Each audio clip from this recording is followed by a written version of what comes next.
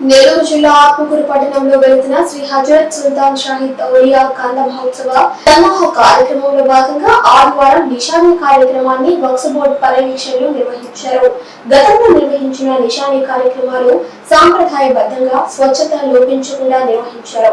ఆదివారం జరిగిన నిషానీ కార్యక్రమంలో తెచ్చిన గంధంలో స్వచ్ఛత లోపించడం, గతంలో అందిస్తున్న అత్తర్లకు భిన్నంగా అత్తర్లు ఉండటం, గంధానికి సరిపడా రోజ్ వాటర్ అందించకపోవడంతో పూర్తి స్థాయిలో గంధాన్ని కలసంలో కలపలేకపోయారు.